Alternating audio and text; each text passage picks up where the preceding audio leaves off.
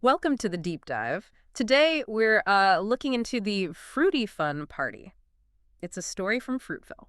Right. And yes, it is a children's story, technically. It is, but hold on. Our goal here is to, well, squeeze out what it can tell us about communities. And about how individuals, chip in. Exactly. Individual contributions and also problem solving.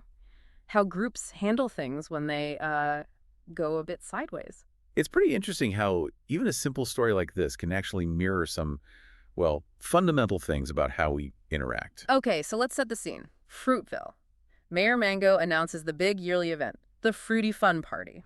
Everyone's invited. Bring your best dance moves. Bring snacks. And you get this picture of everyone getting ready, right? Pair twins doing the tango. The grape clusters, rehearsing breakdancing, which is quite a visual. It really is. And Banana Bob, who's, well, let's just say he's trying his best with the moves. It all seems pretty upbeat. Yeah, it sets up this expectation. Everyone participates. Everyone brings their own little talent. A diverse group. But then, we get a bit of conflict. Sour Lemon Lisa shows up. And she's feeling pretty down. Yeah, she's thinking, nobody likes Sour. She feels like the odd one out, Starts to pull back. Which is such a common thing, isn't it? That feeling of being different, worrying you won't be accepted because of it. Totally.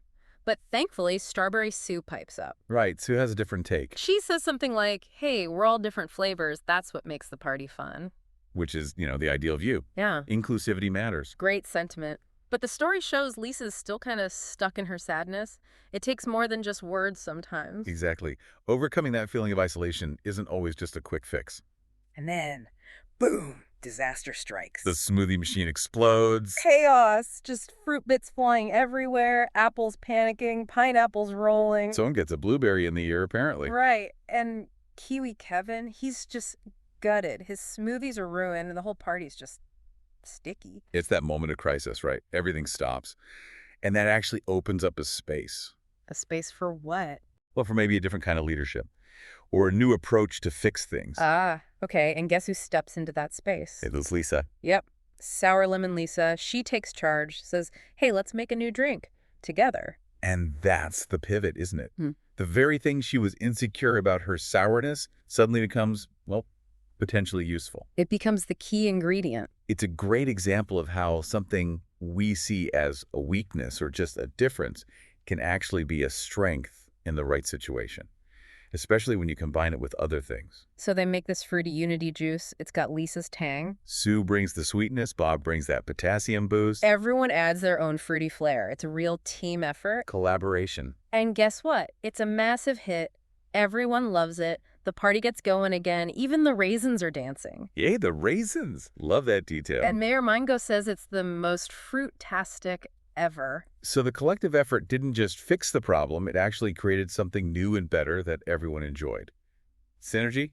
Right there. And Lisa has this realization. She says, turns out a little sour makes the sweet even better. Perfect summary. So the story itself kind of hands us the takeaways, like everyone has something special to offer. Teamwork turns problems into parties, basically. Learning about fruit can be fun and tasty.